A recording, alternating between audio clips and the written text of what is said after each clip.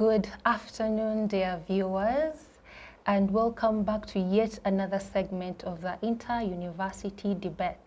My name is Sharon Mukisa, and I will be your host today. Well, it is going to be a nostalgic afternoon as we dive a little bit back into the past of cultural heritage and institutions, and as we also look forward to discussing its relevancies, significances, and impacts in Uganda today, a case study of the Kabaka birthday run. With me, I have an informative and intellectual panel. I will start introducing our panel from the corner. We have Tamale Nkoyooyo, who is a UCU student and also the president of the Launchpad debate at the university. We are happy to have you here. Thank you very much, Sharon. Okay, moving on to the lady on the panel. Today we are hosting the former Vice President Makerere University, and she is also the Female Youth Councillor in Mukono District, Honorable Nattabi Margaret. You are welcome to the show. Thank you so much, Sharon. And to my immediate neighbor, Tumwine Seth, who is from KIU. We are so happy to have you here again. Welcome to the show. Thank you. It's my great pleasure to be part of this team. Okay, so as we dive into our topic, I would like to talk about the pre-colonial era that found these cultural institutions already in place. They were already organized, they were already having a structure. And when the explorers came, they found this so remarkable. In that Buganda went ahead to invite the British to Buganda, and they found the structure so organized that they used these same structures to spread their political agenda, and they used these structures still as political institutions to fulfill their mission and their agenda. And quickly enough, Buganda rose to be called the British Protectorate. And later on, we see the 1900 coming into power. We see the roles of these leaders being distorted, their powers being reduced. We see taxes being reduced. So many events go on and happen. And until the coming into power of Milton Obote, who comes in and with the 1967 constitution and abolishes all these kingdoms and chiefdoms. So people are rather disorganized and confused as to what is going on. And the presidents that follow Milton Obote ignore these institutions. But later on, with the current government, these institutions are restored, and today we have cultural institutions. And they play a significant role. There are so many. We have the Ankole, the Toro, Bunyoro, Bagisu, and so many others. Today, our case study is the Kabaka birthday run, and we are going to look at how this run is significant to Uganda. We are going to look at it in terms of its economic significance, its political significance, and social significances. So in order to dive into the conversation, I would start from the panelists at the very corner. Tamale, would you issue us into this topic today?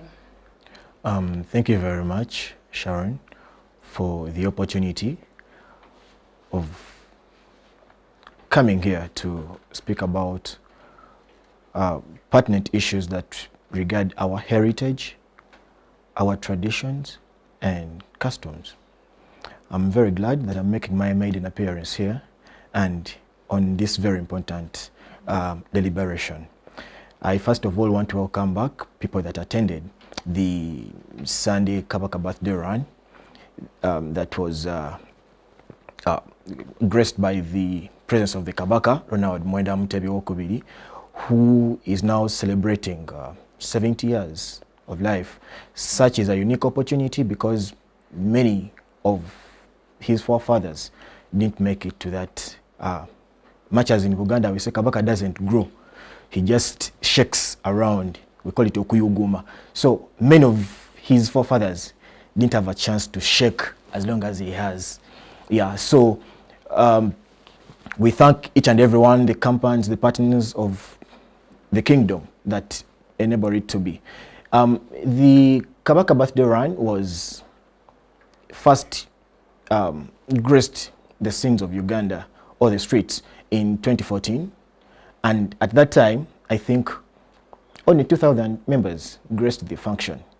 And it was started with the initiative of how best does the Kabaka or the Uganda government contribute to the society health-wise. Like in your precursor, you have stated that these culture institutions over time from the coming of the white man reduced in their relevancy and in their significance and efforts within the people, within the subjects. So the kingdom is taking over several initiatives that can help the people, because the kingdom are the people and the kingdom for Uganda is the land.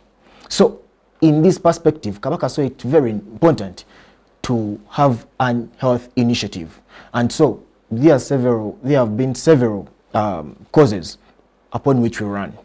On Sunday, made my 8th attendance at Rubiri Mengo over the same cause. But the first, I think, we're still running in the fight against fistula. I think it's a disease that affects mostly ladies. And if you visit hospitals, you can tell how dire it is. Over time, we changed to cancer, then came to HIV, stroke, AIDS, scourge that is affecting very many people within. You must appreciate, or the viewers must appreciate the fact that Buganda is in the heart of Uganda, the whole country. Yes? So we are prone to receive these issues like diseases. So how does the Kabaka benefit the people? So the campaigns have been carried on ever since. And so important to note that the Kabaka is the UNAIDS Goodwill Ambassador in the fight against HIV. So the prevalence over time, the reports have changed from the high prevalence within Buganda, areas of Sese, Buvuma, those islands. Now it has reduced and the reports have shifted to other areas of the country. And so we thank Kabaka for that initiative. And also the task that we take. Every time you attend, now you take it, you caution yourself, you caution your life. I should not fall a victim if I've been a participant in this. So such is the relevancy. When it was fistula, we saw how Kabaka benefited, brought equipments in hospitals to benefit the ladies. Cancer, we also contributed. And there are also other, like we shall be deliberating, there are also other health initiatives that are being driven by the kingdom. But for this particular one, and maybe also we need to appreciate that from the 2000, in 2023, we are celebrating 10 years of the run. And by then, we had 100,000 participants. On Sunday, the reports indicate that over 140,000 participants took part in this cause. And so those are lives saved, because the resources and also the initiatives are for the benefit of the people. And not only Kabaka's subjects, who we call Baganda, but everyone, because everyone was part of the run. Yes. Okay, thank you so much for sharing that you are with us at the run. Was anyone else at the run as well? Of course. You were at the run? Yeah. Well, we have representatives then who participated in the run. So thank you for sharing your perspective. And moving on to Honorable Margaret, I would like to know, what do you think is the significance in terms of, he has talked about the health perspective, the resources that have been brought in, the machines that have been brought, how it has affected and impacted people that are suffering from these diseases. So I would like to know, what is the political advantage or the political significance of this run?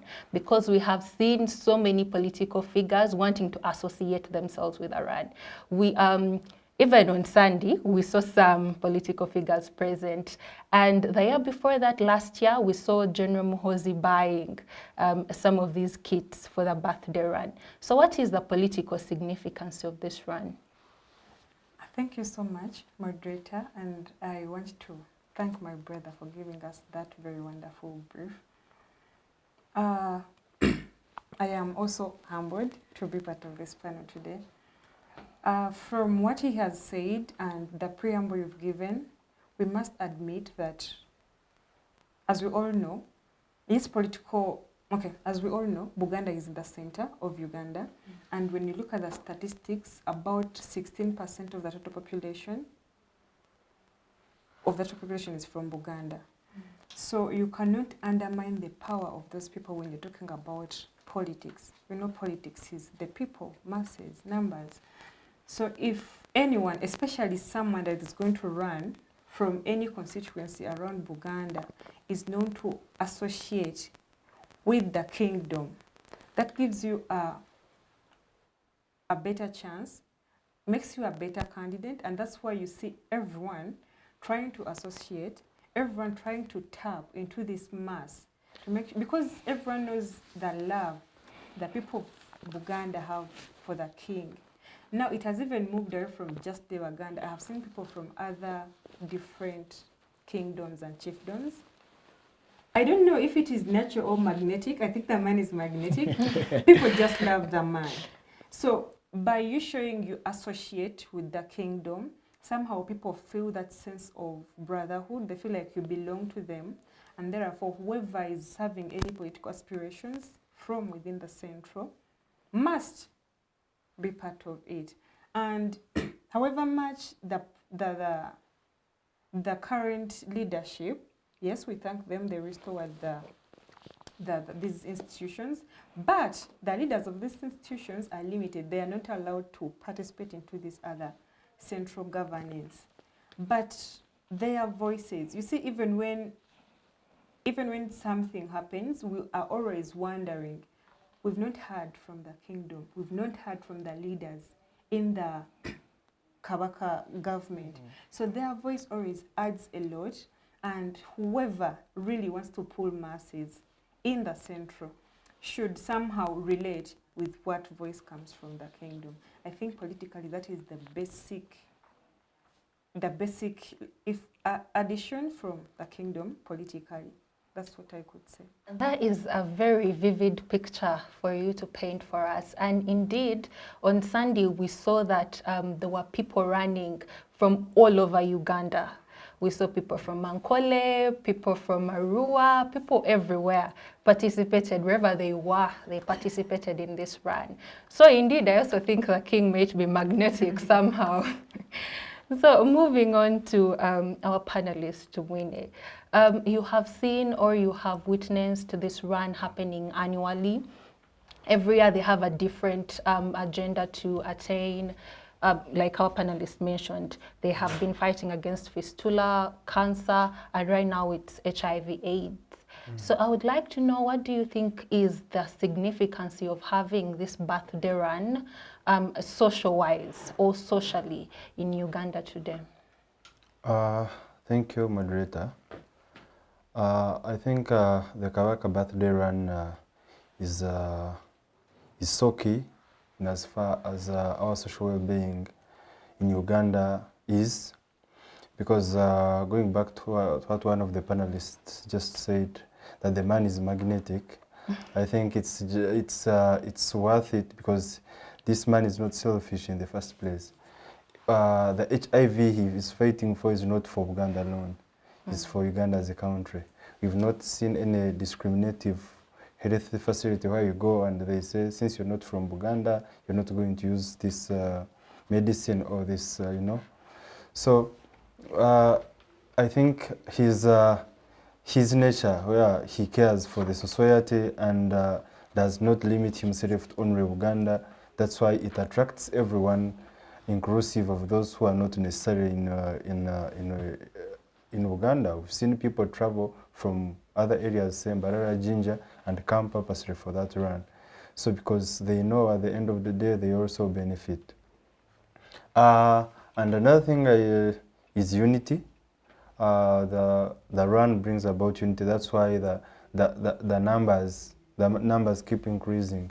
You know, the African type of our politics and our countries are disintegrated from the start, because these people just came up and made borders out of the blue. So people not united by culture, most especially by culture, had to be brought together in one country.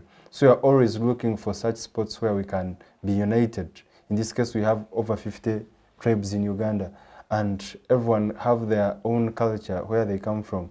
So whenever we have such a unifying factor, for example, Iran, where you find solidarity, we've seen a situation whereby Kiprotich wins a marathon somewhere in Paris, and the whole country is celebrating. But this guy is a Sebinyi from Kapchorwa, but he's Ugandan. We are always looking for that unifying factor. So this run is one of those key unifying factors in our country, and that's why so many numbers are coming up and joining every year. I think. Thank you so much for that. Indeed, it is a unifying factor because we see the numbers, they keep on growing. We keep on seeing so many people joining the run, and it is indiscriminative. We've seen whites be in this run, so no one has told them to step aside because they're not Ugandans. And it has been indeed a point of unity in our country. So coming to our panelist, Tamale, I would like to understand what is your view and what is your perspective on how this run encourages cultural significance, your heritage. What is it impacting to the Baganda? Thank you very much, moderator, for that question. First, we talked about that the run is not only attracting Baganda's attention, but also everyone. The category noted, I think, on Saturday, that we had people from Soroti coming to buy Ambassador Ochegere and Honorable Echodu David bought kits from Buganda, from Mengo, went and bought. So who are they giving? We saw the run spreading to different parts in Busia, in different parts of the country. So people took part, and that tells so much of the significance. Now, back to the question of the cultural heritage significance of the run. I think, in my perspective, I would not really center it to the run only, but just our traditions and how significant they are to our heritage.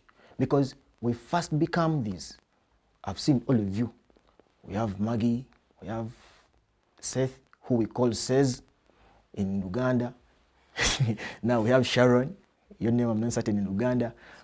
Yes, but and someone here was trying to figure out what is your name, Nkoyooyo, and then he translated, he turned it into an English one, Nkoyooyo. I'm like, Nkoyooyo. Then what's your name? Tamale. Don't you have any other name? But this is our heritage. This is who we are. And so if we are passing on a message to 140,000 participants that, look, this is who you are. Because with the coming of the white man and then abolishment of the kingdoms in 1967, our kings went away. Some have not even been restored. In Ankole, they haven't been restored. In other parts of the kingdoms, they are struggling. Yes? But then the attachment, you testify that you attended, same to Honorable Nattabi that she did attend. You saw how people received the Kabaka. The last edition, the Kabaka didn't appear, but people attended under the rain. And that tells so much how much they are attached. So it goes beyond just the run. Last time someone was asking, where is that money going? And in the tent, I'm trying to shed myself from the rain, someone asked, why are you here? You're a youth. Why would you bear the rain? I'm like, this is not for the Kabaka. It is for my sake.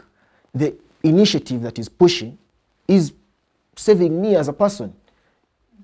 If the health went dead and that's so, the Kabaka will find, you see here, we demand that he should be treated. He should be taken to a better facility. Who's then going to demand from Nkoyooyo? So Kabaka reminds us that it is the initiative. Back to heritage and our traditions. If you look at Article 246 of the Constitution, these what we call now culture institutions that I find offending, our kingdoms were reduced to being constitutional. But looking back to our history, we didn't have the structure that we call here today, Uganda. Uganda, during the independence structures, independence construction, in the Lancaster conferences, the London discussions to this effect, was not there. We just adopted a structure that we're not passionate about at some moment, because the white man looked at how best does he leave us. So these were independent states. If you went at Parliament, at the entrance, you can see what states formed what we have today, the Uganda that we talk about today. So over time, they have lost their significance and direct touch. The 1962 Constitution gave us a federal system of governance in which we had Buganda as a federal establishment. Ankole, Toro, Bunyoro, yes, and then Busoga was coming in.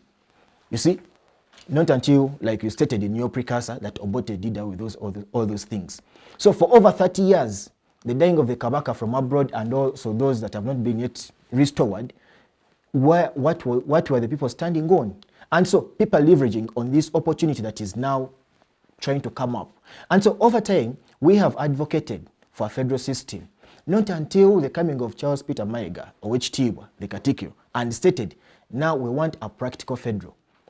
Even when the government has declined to offer us that statehood, or that semi-autonomous status, under which we can handle some of the issues within our jurisdiction, we must now start on it. How? We must now establish a Mwaniterimba, we must establish the Kabaka birthday run, things that bring people together. The Masaza Cup, you see how Nambole gets filled up, and sometimes even the national team cannot go to that number. So such is the significance of not just cultural institutions or traditional institutions, but the significance of who we are. We first became this, and so I find it offending for a person what's your name? I'm Ivan David. What's your name? I am Derek so and so. No, your name should be, you should introduce yourself with Nattabi, Mukisa, Atwine, that, because it tells to where you come from. Some of the people fear to refer to that, like, oh, they will know that I'm coming from this area, I'm coming from this area. But for you to be a Ugandan fully, you have to first embrace where you come from. Once you embrace it, you have to go back and fight the poverty. You have to go back to your area and fight against these issues that affect us as a people. So the significance of that is all telling, and we call upon, we worry everyone to advocate for these things. We also advocate for our brothers in Ankole. Their cultural institutions must be reinstated. There are those people that clamor for these things. Yesterday, I watched someone saying, I saw people running up the hill to Mengo, the Royal Mile. I also looked at how would it be if the Mugabe had set us going this side. Yes, such things, if it happened in Buganda, the other day, Omukama did it, if Omukama did it the other time, and the Chabazinga, the Mugabe, all the institutions doing it, you see, we shall be even saving the government the burden of these fights. Now, as I conclude, you remember the time when we were immunizing, early 2000s, people had stopped, they feared getting their kids for immunization, not until the Kabaka came in, because we believe it's divine, like they have stated. It is divine. He is magnetic, and we believe that what he tells us, because he's a reflection of our leadership and of who we are. So when the Kabaka came in and told the people, no, please agree to be immunized, people went. In the COVID-19, when they're calling people are like, the medicines, we don't trust them. When the Kabaka came out and himself got vaccinated, the next day we had the vaccination tent filled up, lines were going outside Bulange Mengo. So that tells so much of what trust we have. And so if the earlier the government realized this, the better is for the development of our country, because we have so much trust in these people, because we believe they are divine. The Kabaka is not elected from anywhere. We believe he's born, and it is upon us to pay allegiance to him. I beg to submit. Okay, thank you so much. That was quite a discussion.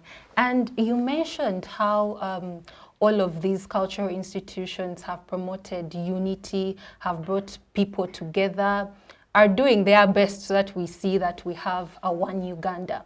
Well, I would like to draw you to a circumstance or a situation that happened. This was published in the Monitor newspaper. It was 2022. And the author talks about a scenario that happened in the Rwenzururu region, whereby at that time, the kingdom of Toro was only recognizing one tribe, the Batoro. Yet there are so many different tribes that live within that area. So only one tribe was being recognized and other tribes were not feeling, they were not feeling mentioned, they were not feeling significant and part of this kingdom. So there comes the Bamba and the Bakonzo, who come up and say, okay, fine, let us have a 3-tribe solution, which was rejected. So we have Isaiah, he goes ahead to head a secession movement. So he heads a secession movement, and the part of the Bakonzo, they move away and form the Bakonzo kingdom of Rwenzururu. So many scholars today are arguing, instead of promoting unity, these tribes are instead promoting tribalism because they're leading to separation, disunity. So would you agree with such a point of view? I beg to distance myself from such a narrative. Initially, we had the Bachwezi Empire. The Bachwezi Empire that gave birth to the Bunyoro Great Empire, the Bunyoro Chitara Empire. The Bunyoro Chitara Empire, at the establishment of Buganda Kingdom between the 13th and 14th century, Buganda was just formed, had 3 counties of Busiro, Chadunda, and Maokota. Now, to date, as we speak, Buganda is comprised of 18 counties, minus the 2, the Bugangas that were taken away. So kingdoms, these people thrive because people have aspirations. We may not just get to know. So it may not be eternal that for over time we shall have these kingdoms. No, the Batoro, we are part of Bunyoro. And Buganda, with the partnership between Buganda and the king and the prince, they seceded away from the greater Bunyoro. So the narrative of there's what we call unity in diversity. There is that thing of forcing us to be in one thing. We are Ugandans. Let us dwell with all the tribes. That is tribalistic. Every time you say, I'm Nkoyooyo, that is tribalistic. I'm this. You are tribalistic. But we can be. We can have unity in diversity. We can have people paying allegiance to what they believe in as long as it is within the constitutional guidelines. But it is their right. Because initially, these were not here. The Basoga, initially it was not a kingdom, it was a chiefdom. That's why you see, when the Chabazinga wins, takes over the throne, he has to first go and pay allegiance to the Omukam of Bunyoro because they still have that connection and it is divine. You cannot do away with it. So it is not really prudent for one to state that these cultural institutions are causing divisions. We have countries that have had different segments in Kenya, but there is a moment when you come at a meeting point. So it is not really true that they cause disunity. We can have unity in diversity. There's no reason why you force me to be in a thing that I don't want. Okay, thank you so much, Nkoyooyo, for that. Unity in diversity. So coming to Honorable Margaret, I would like to pose the same question to you. Would you think that these institutions are instead promoting disunity instead of unity? Thank you. Thank you so much. And while he answered, somehow, when you asked him, somehow the question I had deep inside, the answer I had deep inside my heart is what he said. Because we've had this tendency. I'll give an example. When I was at university, you know that WhatsApp about? Yes. Yeah. My about had Buganda Luas. Now, everyone has a reason why they get what to put there.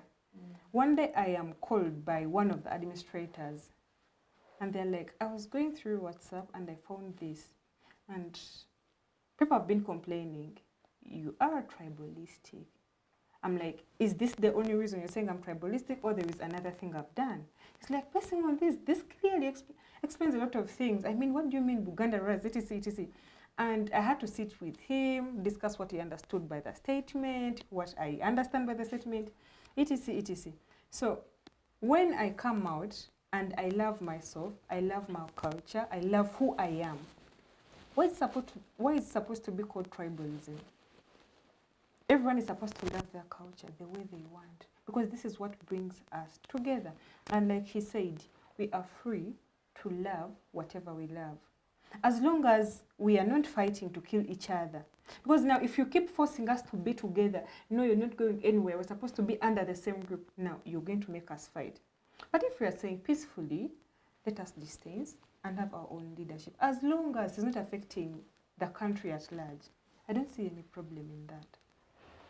Okay, so your voice has been added to the many scholars who think otherwise, that Isaiah moving away and creating a secession movement is rather unity in itself, because it's creating a platform for those that were not heard before, for those tribes that were not seen before, now they're being recognized. So coming to our panelist, Tumwine, I would pose the same question to you and like to know your perspective. Do you think these cultural institutions are rather causing disunity among Ugandans? I really don't think these cultural institutions cause differences among Ugandans. However, I like it when they operate at a minimal limitation. I said minimal, because I also wouldn't want us to be divided along tribal lines. Maybe you would throw some light on minimal. Yeah, like the way it is today, whereby, yes, we have kingdoms such strong, others not as strong as, for example, Uganda is a strong kingdom, Toro is a strong kingdom, Bunyoro is a strong kingdom, but we have those ones which are a bit weaker compared to those. Maybe some which were chiefdoms from the start, and then we have Lake Ankole, which doesn't have a king, where the kingdom is not established, wasn't established back.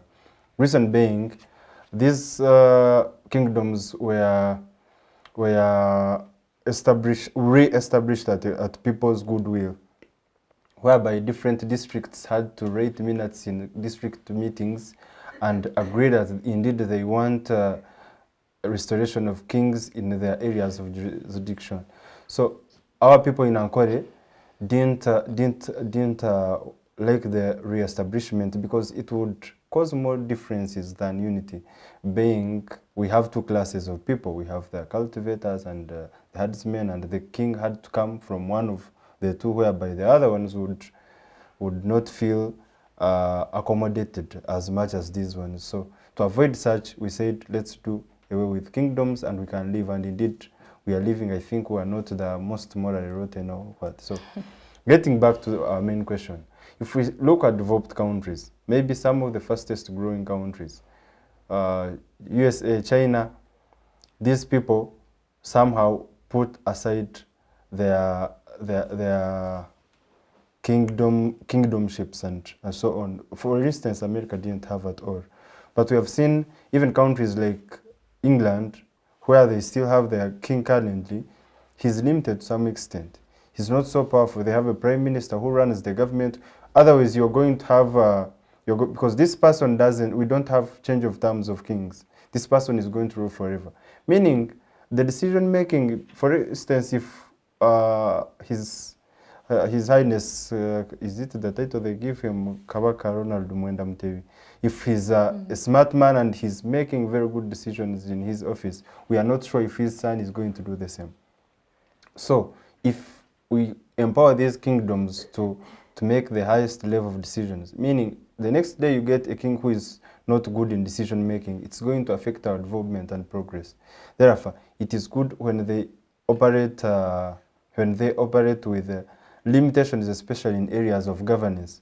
Then they grow in other areas, but in governing a big society which has more than one tribe and one kingdom, it is good we keep that limitation.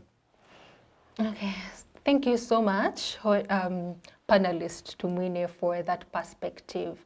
And as you've mentioned that these kingdoms and these chiefdoms should have power, but to a limited amount, so that we allow the central government rather to take charge and to administer the country. So I'm excited to know what other people think about that view, but we shall be taking a short break and coming back to discuss more about the same topic as we look at the significances, the relevancies of generally also other cultural institutions in Uganda. Digital rights are those human rights and legal rights that allow individuals to access, use, create and publish digital media or to access and use computers, other electronic devices and telecommunication networks.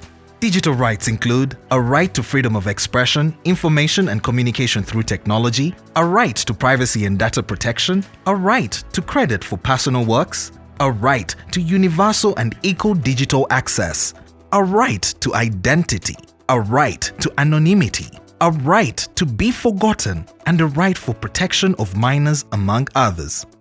The state's digital rights are frequently violated through various unfair actions, for example, blockage of websites and social networks, theft of credentials, unauthorized use of people's data for personal gain, privacy intrusion, online censorship, arrests and intimidation of online users, internet blockages, and the proliferation of laws and regulations that undermine the potential of technology to drive social, economic, and political development worldwide. It is hence every citizen's responsibility to respect rights of other digital users and to speak out or report to the responsible parties when one's rights are violated. Welcome back from the break. It is still your very intellectual panel with us. And so far we had discussed the significance, the relevance, and the impact of the Kabaka's birthday run that we have looked at socially, economically, and politically, how it's impacting Uganda today, how it's impacting Ugandans, and helping out in the health sectors and economic sectors and other sectors as well. And lastly, we ended with a panelist Tumwine's view, talking about how these cultural institutions should operate in the country, but rather with minimal authority. So as the central government can go on and take charge. And we were interested to know what are the views of the other panelists, what do they think about this? So I would start with our panelist, Tamale Nkoyooyo. Thank you very much, Madam Moderator. You ran into a commercial break at the time when I wanted to interject in the submission that was being forwarded by, and I thank you that we are back on the same issue. My brother talked about limitation of that, of the operation of kingdoms, and some of us have moved past that stage. We are saying it is high time that these people are accorded the semi-autonomous status that we talk about, the 1962 Constitution, as it dictated. Yes, there are things, the government is piling a lot of responsibilities upon itself, and that's why it has failed. The government wants to take charge of the environment. After the agency has left, someone constructs. But what if we had a person fully charged with that responsibility? Health. Today, the Kabaka is officiating a hospital in Singo. The Uganda government enrolled construction of hospitals, health center fours in all the 18 counties. Now they started with 3 in Singo, Chadondo, Chagwe, and Bulemeezi. Today, as a gift for the 70th birthday, they have handed over a fully just hospital to the king. Now, coming to his limitation, I made hint of Article 246 and also the Culture Institutions Act of 2011. Yes, we are saying these things are not necessary. You turned the people that we pay so much respect to into ceremonial. What if they were given more powers?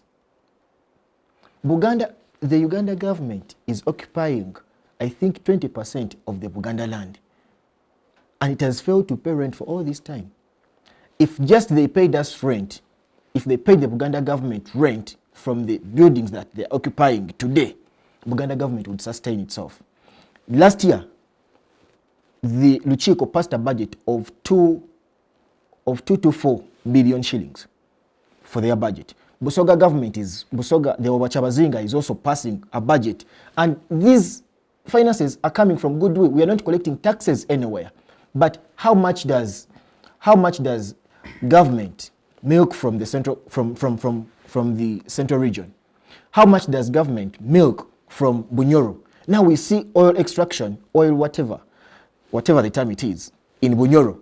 How is the Omukama going to benefit as a whole for the Obunyoro, for the Bunyoro Chitara kingdom? How are they going to benefit? Sugarcane and whatever that is happening, the tourism beauty that is in Busoga, how is the Chabazinga benefiting for the benefit of the people?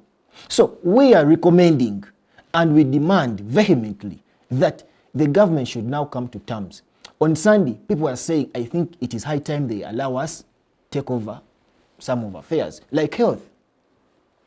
Government, when we demanded the Odoki Commission during the promulgation of the Constitution, 97%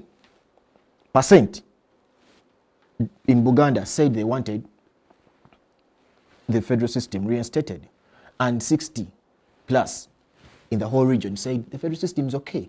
The 1962 Constitution stated the 4 kingdoms had that semi-autonomous kind of setting. And so there is some kind of taxes, a share that was, a proportion that was going to these kingdoms to administer some of the affairs. Now when the government saw that and they feared to come to that term with the Odoki Commission recommendation, they introduced the things that also what we denied at some moment, the regional tier something. Then they talk about regional governments and established districts, and within the constitution now they provide and they say that where districts will sit and agree and form regional governments, such will be, but they feared to say that you can have a federal system. And all around it is to that effect. Today we are having GMK being implemented. Yes, Greater Kampala Metropolitan Area, where we have districts of this and that. So now we're having also another a full ministry within that line. What if you gave these people powers that these kind of roads are supposed to be constructed by these governments, the traditional, the cultural institutions, the Uganda Kingdom, the Bunyoro Kingdom should now concentrate on health center force are administered by these. Primary schools, secondary schools must be, and we leave you with the burden of university. But then you're piling each and everything, and we have people that can easily do this work.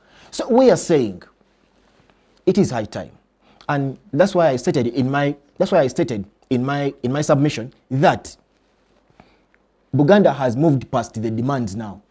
We are being practical about these demands.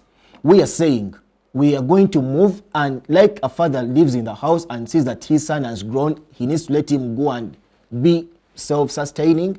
Buganda now, we are having a humanitarian campaign, and you see, from the time when the Katikiro initiated it, the coffee values, now not until the government picked interest, increased in Buganda.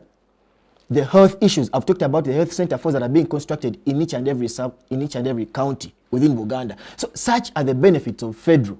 And so people fear it because they think it's a Buganda thing. And so once Buganda gets federal, it's going to go past that. Those are past fears, and we must not really have them in this modern society. If you had a king that was spitting in people and doing that, we are past this. They can be guided. Has Mutebi killed any matters today? What has Mutebi done that deviates away from the norm and the standards of society? We are past that, and so we must pick the good that is in these cultural institutions for the benefit of the people. We cannot say, because the past kings we had Mwanga would say, myself, my grandfather would be killed if it wasn't for Mwanga's mercy. So do you want me to go and condemn Mwanga being a bad person? No, I cannot.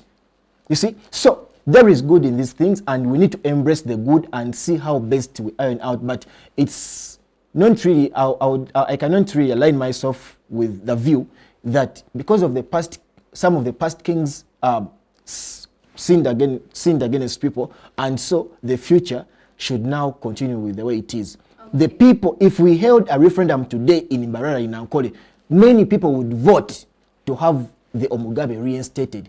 If that is in doubt, Let the government organize and we see what happens. Okay, thank you so much for your view on that. I noticed that your view is that these people should be, the cultural leaders should be given more power and they should handle certain aspects of the country rather not to rule over the country. Is that right? No one it's suggests, a yes or no? No one suggests ruling.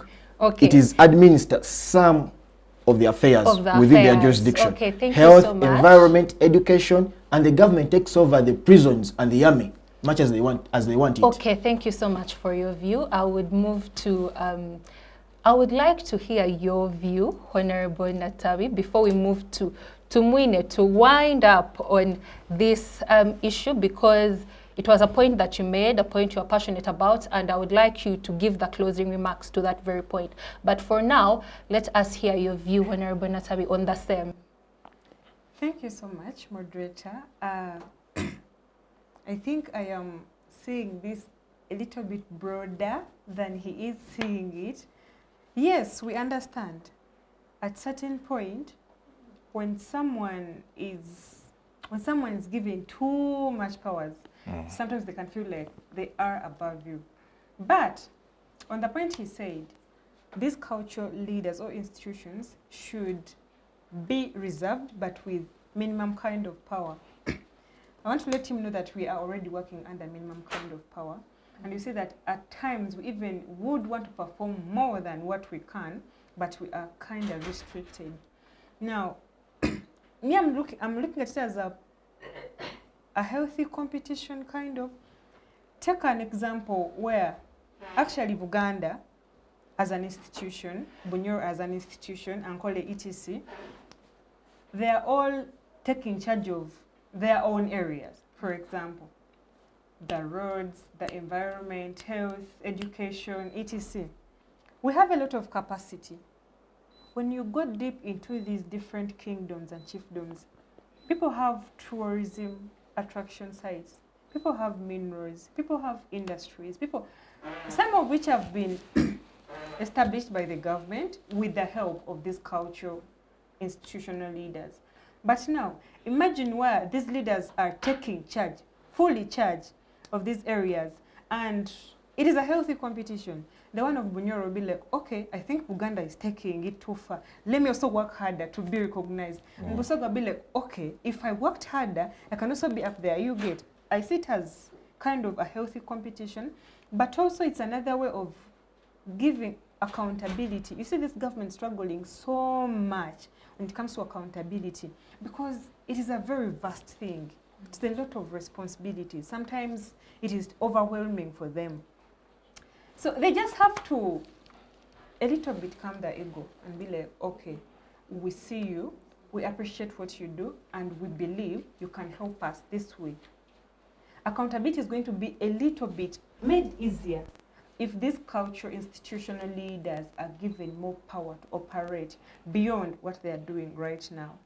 So I am seeing health competition, I'm seeing faster development because these areas really have all the resources they need to develop themselves than they are doing right now. But also I am seeing more accountability. You see the things that these institutions have focused on so much, you can see how fast they are running. He has given all the examples in health, in agriculture, you see, Kabaka is constructing schools. When you talk about education and you check the schools in the line of that, when you check the health centers, he even goes ahead to give you hospitals, put in materials, even goes to the Gombora and gives Gombora chiefs maybe borders, like make sure you go and monitor, we do evaluation. Now, the central government is struggling so much in those areas. They'll come with very nice programs. They fail on monitoring, they fail on evaluation, and you've seen they've been bringing so many programs for the youth, for women, for what. At the end of the day, they failed because it gets overwhelming. But if some of these responsibilities are brought back, because we have kind of decentralization, but to me it is pseudo. It is not there, but yes, on paper it is written. But if it was practically put, and my brother gave an example of the US, America is saying they're developing faster. because they left this kind of border. And I'm not saying that right. They united. Yeah, they united. But you see the member states of the US, they're working under Federal system. And you see how they're developing. It is because of the federal system. Each member state has the power to make sure it develops itself, and others are going to be competing with this to make sure the whole country at large is better. So that is the broader picture I see. I don't see this federal system as a threat. But yes, it's okay. I see the government where they're coming from. They are threatened. But if they looked at it from a broader picture, it's actually an opportunity for us to develop even faster. Thank you so much. Thank you so much. That was quite an interesting and very educative, informative view that you have. Indeed, we see the broader picture as you do, that some of these sectors should be given to these cultural institutions so that they take over, and so far they've been doing great. It's just that the power is minimal. They are more of ceremonial leaders than actual leaders. They don't really have the power to go above and beyond. And with that, I would like to hear our panelists' view, because this was a point that you made and they were reacting to it. Do you still hold the same position that cultural institutions should be given minimal power, or you have since then changed your view? I still do. First, going back to what she has just said, before US becoming a federal state, the state of California did not say, let's have Los Angeles, Las Vegas, Woodland become federalized and become smaller federal states. No, they unified at a higher level from one California to a bigger USA. So going back to Mr. Tamale, he says, he's more like saying, let me pick from a one pocket and put in another pocket. When you say Uganda and Ugandan government, what is Ugandan government? Ugandan government is ours. It is a unifying factor for all of us, and we are stronger together. And it's big. We perform better when we are united and big. Because at the moment, the reason we are seeing, for instance, wars in Ukraine is because formerly it was USSR, and these people thought they could do better when some become independent and break away, and they did, but they are not doing better than Russia in the first place. And Russia, because it lost some of its states, by that time it was considered indeed a superpower at the level, the same level with the USA, but at the moment Russia is claiming to be at the same level with USA. Okay, but everyone knows that USA is a bit ahead of them, because this one united and got stronger, the other one lost some states. So the moment we strengthen, we are looking for strength in our small tribal lanes, or I should say small tribal lanes, we are losing it. We are going backwards. Because, for instance, at the moment, these kingdoms are empowered. The very examples he gave, the Uganda kingdom has the power or the capacity to establish a health center somewhere. But a moment. But Comrade Tumwine cannot state the kingdoms are empowered, yet he stated in his earlier, I said in his minimal submission that limitation. in their home area they don't have these things and they don't want them. So he must. I want to lead him, and he pays homage. I'm speaking like gets these Ugandan. things and gets to know what I'm speaking and like he gets to know how Ugandan, these things not operate. He could be a great let's- advocate of these things after some moment. The things are working out differently. By the way, you made in your remarks, you said if you made a referendum today, Nkoyooyo would vote to have their king.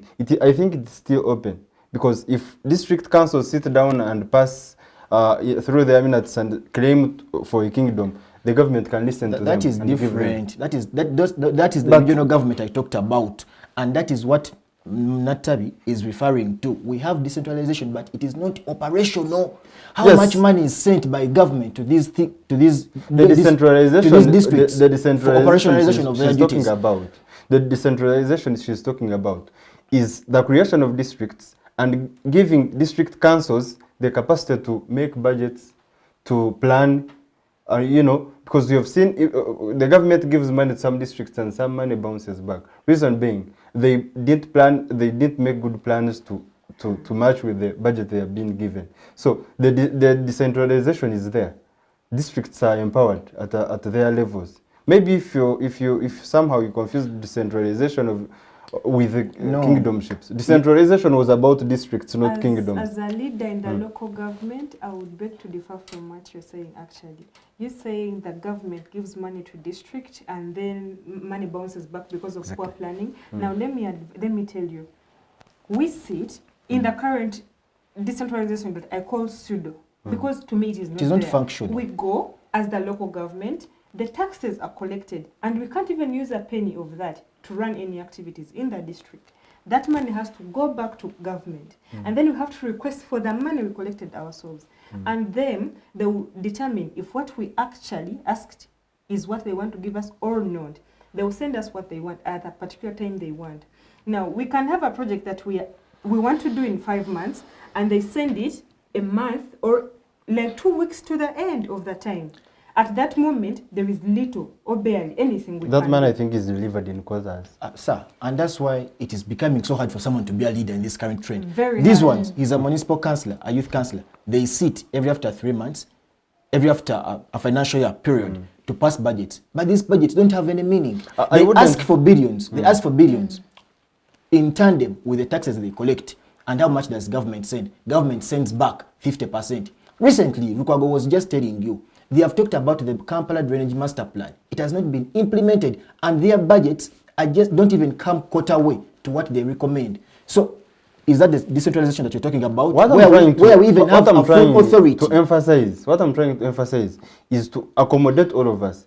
Because from the grounds you're speaking from, it's as if where you're coming from, you pay a lot and you are given less. Your fears are with history. No, listen. You need to look into the future. Listen to me. I want to ask you a question. Does every district in Uganda collect as much taxes equivalent to the money they get from the central government? Are you impressed with the roads in Kampala? No, first are you impressed with the roads in Kampala? Why I'm saying that? Our greatest we are going taxes. to have a district, let's say, sorry to use a certain district because one of the viewers may be coming from there. But I will say, for but instance, if it's in a poor state, use it. No, it's not in a poor state. I would say, Luwero district doesn't have a tarmac road. Let's say, Okay, listen. let us have Kotido district may submit. not collect 500 millions per year in taxes. But these people also need health centers. These people need schools. These people need to facilitate their leaders. Where do you think that money comes from? Part of it comes from Wakiso. So people in Kampala pay taxes and they never benefit from the same taxes. They do. Wait, listen. Yesterday I was having a discourse with some guy.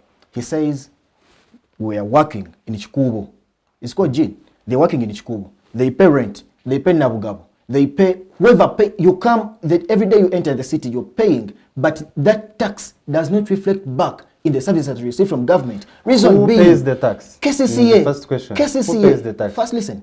KCCA, it's a duty. Actually, these local governments that Mag even prides about talking about are just tax collecting bodies. What am KCCA just collects taxes, sent to the central government. Back to your statement. Who pays the tax for the stock in Ichikubo? The final consumer in Mitiana. Who buys those clothes? These people are just brokers. They buy from China and they sell to the final consumers. I hope in a commercial break, they shouldn't hear you that they are just... These people, they insert the taxes on the final product and make sure they make profits. So the person paying taxes is not the one in Chikuvu. He's the one wearing a cloth somewhere in Mubende or in Chiruhura or somewhere. And that's why businesses are collapsing. Because once the consumers don't have the power to get... No one goes to Parliament today and says, I want a road in my district, and they decide on that day. They put it in a plan. So if the road in your constituency is broken, it may not be fixed that day. It has to be in a plan, and then unless it's so urgent and it has to be fixed, the way we've seen bridges breaking on Karuma and there we're getting the meeting point. That's what we are talking about. Okay, our dear panelists. Madam Moderator, before you cut it short. Allow me cut you short because it's short of etiquette. So we are going to have one person submit and you are submitting. You will submit after he has submitted because he will not be able to get his point across to the viewers. So finally, or maybe one other example I wanted to cite is because the more we strengthen our small groups, the more we weaken our bigger group or our country at large. For instance, because this talk is so sensitive, honestly. Otherwise, someone who is so much, because some people, especially with our cultural institutions and our tribes and whatever, some people are so much affectionate about those groups, and they do not want to hear the bad side of it or the other, because everything has a bad and good side, honestly. So they don't want you to talk about it. So, for instance, we had, I love the Mwanyi because it empowers farmers back there. But we had an issue recently where they wanted to that extent of exporting their own coffee. Like they collect coffee and export it under a Mwanyi. But yet, we are supposed to advocate for markets as Uganda. So meaning, you may reach even on an international market and collide. Uganda wants to export processed coffee of this quality. But you maybe have got, I'm just using an example, I'm not saying this has happened. You've got someone who is ejecting 1 trillion into a Mwanyi and is going to be taking your coffee for the next 10 years, for instance, and you accept the deal because 1 trillion is good money. They are going to take your raw coffee for the next 10 years. But the government is proposing that all Ugandan coffee, because you've seen countries, for instance, Italy and France and Switzerland, I think, which make trillions of money actually, or billions of dollars from coffee. When us the farmers, for instance, you sell a kilo of coffee at 12,000, but these people, the end product, a cup of coffee goes for 50,000 in Ugandan money at European market. This person makes a lot of money more than you. So you wake up and say, as a government, we want to export only processed coffee. But the Mwanyi under Uganda Kingdom already has a contract of selling coffee to someone for the next 10 years, and they already have the 1 trillion. Is it Don't you think hypothetical? this is going to be? Is it hypothetical? Of that Uganda government has a contract with someone selling coffee? No, I said, for instance, if it so happens, because if they gave powers to a Mwanyi to export its own coffee, it means it has the capacity to make such a contract with a buyer. But then the Ugandan government comes up with such an idea. For instance, I saw a statement yesterday banning export of raw materials. But yet you already have a contract running for 10 years. Don't you think there is going to be collision? And at the end of the day, you're going to feel like the government is trying to kulimesa the progress of the kingdom. Then lastly, if we wake up, because we've seen corruption and it is anywhere, if we wake up and maybe we give, we put charge of the health sector in Uganda Kingdom under the kingdom, then we realize there are issues of corruption.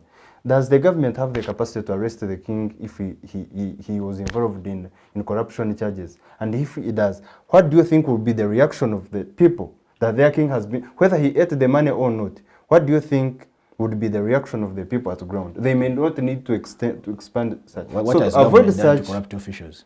Listen, so to avoid such sensitive organizations like the kingdoms and so on, you have to distance them from the political power or from the daily administration of. But they are politics themselves.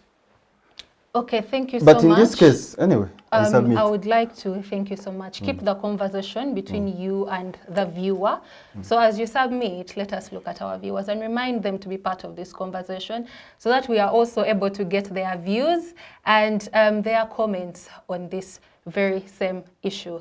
So I would like to go to Honorable Margaret to understand what your view is, because you had to conclude on this issue, but it seemed you still had something to say about it. I would like you to restate your position briefly so that we can move on.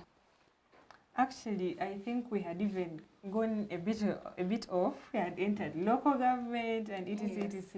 A bit off. But as we began here, my brother Tumwine, my brother Tumwine is one of the people that said the Kabaka is a good man. Even when you're not in Uganda, when these things happen, he brings us together. Now, drawing on his hypothetical example he brought of Mwanyi, I am just asking, basing on the intro you gave, do you think if Buganda Kingdom, for example, through the Mwanyi got such a huge contract and the people of Bugisu, the people of Busoga, would also want to be part. Do you think the Kabaka would draw them away from such a sweet deal? Because he is a good man that brings us together regardless of where you come from. So as we advocate for this autonomous kind of leadership, it does not take away the brotherhood we have as Ugandans. We just say, because I believe you also agree with him when he said some of the responsibilities should be given to these institutional leaders. And imagine that part of agriculture is... I didn't agree to giving some of the responsibilities.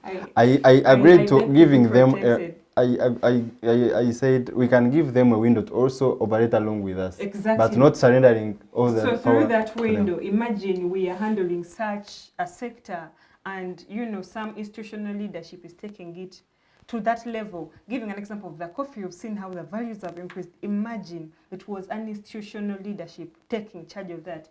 Maybe countrywide or in a given particular region, where would we be at this moment? Are we together? Then you talk about what would be the reaction of people in case maybe their beloved leader is, you know, condemned for doing something like corruption or any other thing.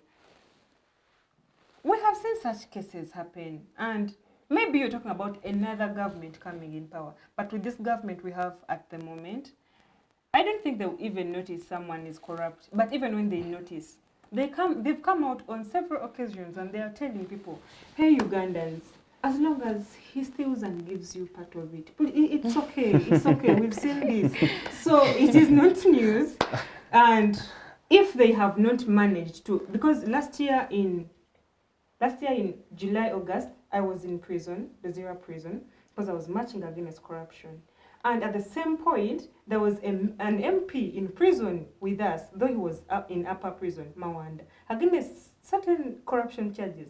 Isn't he so enjoying? I'm still running to court every now and then because of saying no to corruption, and he who ate the money is out enjoying in peace, you get. So we should not now start thinking of what if corruption comes in when we talk about this broader picture, when actually it is happening today, and people that are doing it are moving freely.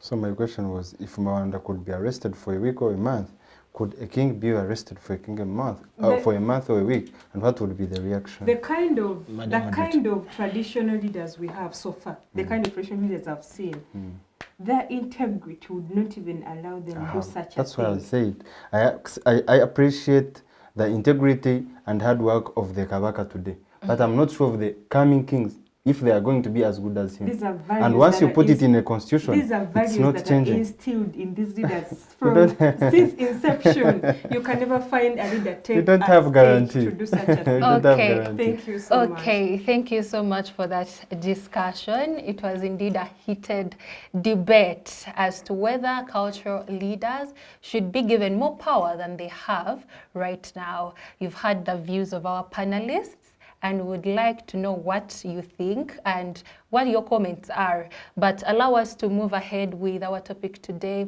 looking into the significances, the relevance, and the impact of cultural institutions in Uganda today. We've talked about the impact of the Kabaka birthday run.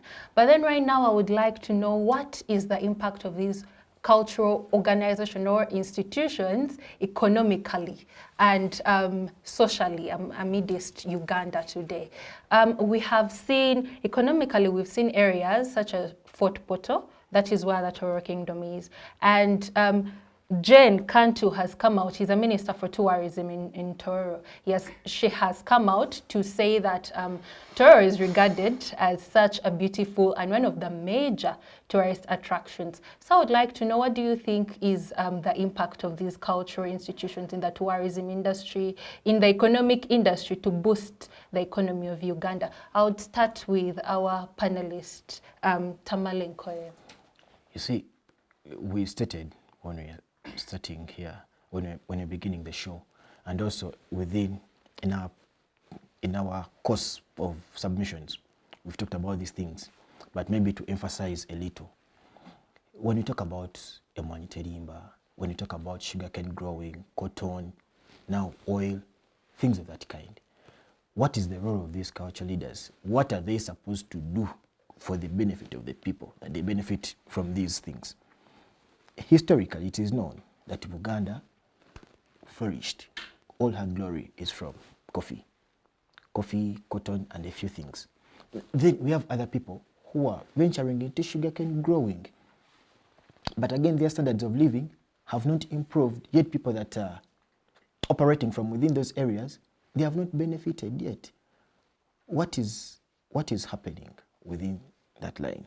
So this is when the people come in, and the Chabazinga has been very vocal on the issue of sugarcane growing, and the Chabazinga have demanded for a law to regulate the relationship between the factories and the sugarcane growers, because the much that they grow, they benefit a little. Some of them are dying of hunger.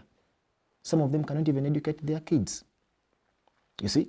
So the economic development from these culture institutions, if they paid, we called it in economics, I think we called it economic cost, something. There's a time that we gave it opportunity cost. You venture into what you can best. We're not so good with cattle farming, but we're good at this. So people good at cattle farming can do that. Now that we're having the chance, the glory of oil in Bunyoro, people must venture into that. Now we have, like you've stated, the glory of tourism sector flourishing in Toro. So people must benefit from the same. And it is incumbent upon our cultural leaders to advise us on the best ways to proceed. That is economically. Economically, maybe because I'm more accustomed to these things of our kingdom. And by our kingdom, you mean which kingdom are you from? I am Tamale Nkoyooyo from Chima clan. Okay. Yes, we have Bukadef. Yes, we have Pewosa. It's a trade fair, and now it has been established in each and every county of Buganda. Pewosa, it's a cooperative society that brings about people together for money savings and borrowing at a lesser interest rate. That is Pewosa. Then Bukadef in agriculture, farming, and that's so. Then in Manitarimbas, it's independence. Then we have also the Uganda tourism sector. It is also there under the Uganda heritage. How do we benefit from Kasubi tombs? So you see that if these people indeed were granted more power, they can enable people, because we listen to them more. That's why when the Katikilo called on people to grow more coffee, they did so. If the Chabazinga, like he has done, do this but grow some food, and also we need a law to regulate, you see, people will pay heed to those things. But now every time you distance them, you let the people lose out. So then that is on the economic benefit.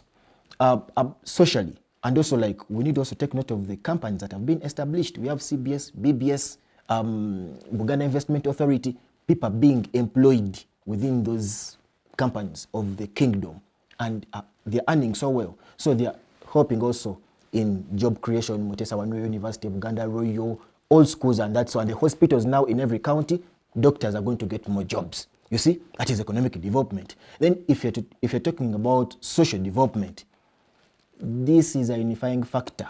Several times people have complained. If NUP goes to Mengo, NRM is going to complain. Why is NUP going to Mengo? When NRM goes to Mengo, NUP complains. When the other day Honorable Norbert Mao goes of DP, why is Katikiro allowing in these other people? Because it is the center that brings us together. Initially, there was something that was happening in a wrong direction. Mengo had been turned into the headquarters of the Democratic Party. When Maega came into power, he abolished that. Mengo is now open to everyone. NUP, NRM, DP. Because, like I stated, Buganda is the political center of Uganda. So if we sided with one person like this, what would happen? What would happen? So it cautions when the government excesses, and it cautions on the opposition excesses. So you see that it brings us together, regardless of your political affiliation, regardless of your religious affiliation. And so I think we need to credit the kingdoms for that. You have seen what happened during the Chabazinga wedding. People came together. That is social benefit. Thank you very much. Okay, thank you so much for your submission. It has been quite illustrative and pointing us to the social and the economic benefits that we have from the cultural institutions in Uganda today. So I wanted us to tackle one more question, and that would go to Honorable Nattabi Margaret. I would like to know, do you think after this discussion and after being informed by the various panelists, do you think it is still important to have these cultural institutions in place, or rather do you think that we should just do away with them and have one Uganda for the sake of unity of everyone and no tribalism? Thank you so much. I really would become an enemy of the people if I left this panel after saying these traditional institutions should be abolished. Now, we cannot be discussing abolition of institutions that are employing people. They're creating schools, our children are studying, hospitals are being constructed, people are brought together. You've seen the Masaza Cups, Bika Cups, birthday runs, you know. And by the way, when you talk about tourism, we are looking at the tombs, those different, but have you seen Busoga? Have you seen the scenery in Busoga? So rich. Have you seen the people, the whites that are coming to Uganda because of what we have in Busoga? Now, they're also coming for other areas. But I mean, why would you say we abolish such? Because when these traditional institutional leaders come out and they say a word or two, they might not come out in person, but through the different leadership positions they've created, the people in charge of those positions, when they come out to, you know, talk about these different things we have, they keep inviting in tourists. That's why you said you have seen whites in the birthday run. Why? Because they see the masses and everyone out there is like, okay, who is this person? What is this run? What is so special about these people? Why don't we go and, you know, go into these things? Socially, have you heard of the Chisakate? Yes. Do you know how many girls have gone through that? And personally, now I can find a girl and I'm like, okay, this one has been in that Chisakate. There are those values you find with them. And if you say we abolish such institutions that are giving us such opportunities, then I'll be becoming an enemy of the people. People are socially doing well, economically doing so well. I don't know if the health sector is economic, social, political, but whatever it is, we are benefiting so much. 2030 is very near. The reason why we are advocating so much about the end of HIV, stigma, etc., we wanted by 2030 to have no more. Okay, if we have, the prevalence should be very minimal, and I think we are going there. However much we are seeing statistics change. You see, we said the population of the people in the central is really high, but now you see the buzz we have, the nightlife we have in Kampala is really, really good. You expect HIV prevalence to be a little bit high. You know, it happens so much at night. But then when you see that the Kabaka basically has been against it for quite long, you've seen the numbers have now gone down. And I am not saying this, I'm not saying this is a weakness of some part, but recently you've seen the statistics that our sisters and brothers from the West, the numbers are increasing. So maybe it's high time we also looked at what can we do for our people this side to make sure the numbers are also going to, because the 2030 goal is not to just end in Buganda, but in Uganda as a whole. So by you saying we remove these, it means the numbers are even going to increase further, because even when we are doing this advocacy, we are still seeing other areas that are still affected. So we need to do a lot more in such areas.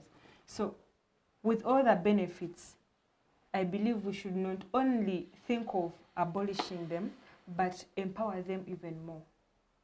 We are going to see wonders. We are going to see a lot of change in our country. Thank you so much. Okay, thank you so much for that discussion. And indeed, we don't want you to become the enemy of the people. Thank you for advocating for these cultural institutions to stay in place and to also, so that they are also empowered and they continue carrying out the good work that they have been carrying out. So coming to our panelist, Tumwine, I would like to know, what is your view? Because at first you shared with us that it rather should be at a minimal level. So do you think they should just abolish them completely? Because being at a minimal level, then they're not exercising power. So do you think we should have these cultural institutions? Or do you think we should just do away with them and let the government take control? In the first place, I think I'm being misquoted. Okay. I said there should be minimal limitation. Yes, Whereby minimal they limitation. operate, but at a certain level, there is some limit. That is true. So my question goes to, do you think they should be abolished? I think they shouldn't, but we need to coexist. Because when you sideline them, what I wouldn't want to call empowering them, you wake up and say, now Bunyoro, you have your health sector, you have your road and whatever sector, meaning there is going to be Bunyoro on its own, Uganda on its own, and maybe there are places like there is Bwera Kingdom, which was now dissolved into Uganda, the Maugora districts, the Maugora North and South, which was formerly Bwera Kingdom, has its parases, the Bigobia Mjini, whatever. Now, they will say, it is now a Uganda thing, where are we? But now they are peacefully coexisting because it is Uganda. Uganda, yes, it's operating and it's considering it one of its county, one of its counties, but these people are happy and free because it is not a one-sided thing. It is Uganda and the rest of us are living in. And these kingdoms have freedom to operate, to mobilize funds, to run their projects, to do businesses, but there is that stewardship that is charged by, that is controlled by the government, where we are all in. Because there is a way we are taking Ugandan government as if it is also one-sided. It's not for Wanyoro, for Waganda, it's for all of us. That's why we see people taking positions. We've seen a vice president from this and this, we've seen a president from this and this. So it is our government still. And what we are advocating for is, let's have our kingdoms, but in a few years, we need to see the East African Federation. In the next few years, we need to see, so if it becomes the East African Federation, shall we have the East Africa, the Republic of East Africa, the federal government of Uganda, then under the federal government of Uganda, we have the federal government of Uganda. What shall that be? We are going forward. We are not going backward. So we are looking at uniting East Africa, uniting Africa, and going higher. Thank you. That is a crucial point that you bring to this discussion today. And I saw our comrade disagree with your point of view. So in just 2 minutes, share with us what your view is and your perspective to the viewers. Staying in the same fence doesn't mean you must reign over my home. So, and you cannot force people to be who they are not. We must appreciate what we are different from and what we are not, for us to have a unifying factor. Today, there is a state of our nation, Uganda. Isn't our maize being denied entrance in Kenya? Do Ugandans cross South Sudan? Are they the federal states in Uganda that have failed that? Our milk, our rice from Busoga was being stopped at Busia border. Was it because we have federal government? So our fears, our historical fears, should not determine what our future should be and what we should be open to in the present time. I'll end at that. Okay, thank you so much. I think we would. Yes, please. I want to share say with that the viewers. the reason why, I think he knows the reason why our milk was going to Kenya, or our sugar cane is going to Kenya, because we are not self-sustaining. We cannot do on our own alone. We need these people. We need to, whenever, I think the president has spoken about this so many times, we cannot consume our own food alone and commercially benefit. So the reason our food could not go to Kenya is because we have not created the East African Federation, free borders, free access to different markets. So that's where we are going. We need, because otherwise you would say the sugarcane from Busoga was stopped from entering Kampala because it was now entering Uganda Kingdom. No, we are okay here. And the compound thing you're trying to give as an example, it's more like we are living in the same home, but you're not allowed to enter my bedroom. You're not allowed to sit on my chair. We are in one home, and we are supposed to live in it freely. I said the fence. But you said one home? Okay, anyway, I thank you. Okay, thank you so much for that. This debate could go on, and still the views are different, but I'm sure we can all agree that we need coexistence, and for that reason, this cultural institution should still be in place to coexist with the central government. So I would like our comrades to give their parting remarks for their viewers. I would start with Honorable Panelist, Honorable Nattabi Margaret. Okay, thank you so much. Yes. Thank you so much, our viewers, for keeping up with us throughout this discussion. And as I finish a little bit, I'm going to touch my brother's last remarks. Go ahead. I think there was a little bit of misunderstanding, but one thing I want to clear is the reason why he talked about why our commodities have been stopped on different borders. And I didn't seem to understand your explanation, but I just want to say it is more of, yes, political issues can be there, but have you looked at the reasons why? Is it a quality issue? Is it a political issue? Is it a border issue? Because you're talking about the fact that we have not removed that cross-border thing, free open markets, etc. Even when the markets are open, should we take things of a little bit less quality to what the quality is, to the kind of quality needed in the market? We have to ask ourselves such questions. It has been a really wonderful discussion, and the panelists have been so good. Thank you so much for inviting me here. And I still say we appreciate the role of the traditional institutions in Uganda. We really appreciate you're doing an amazing job, and we just request that you do not stop there. We request that you keep putting your voice out there, because we have seen the impact of your voice for everything you have touched as our institutional leaders. So we shall always obey.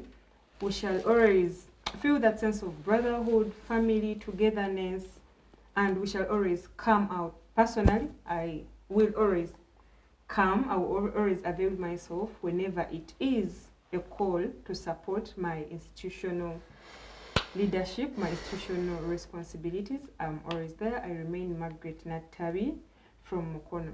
Thank you so much. Thank you so much for being part of this panel, and indeed would be happy to have you back. So as we come to panelist Tamale Nkoyooyo, would you like to give a submission or your idea, your perspective, or any disagreement? Because I saw you in disagreement over what panelist Tumwine had mentioned, and also give your parting remarks. Giving my view to what his submission is, we'll call for his response, and so we shall be pushing the viewers longer than this engagement should last.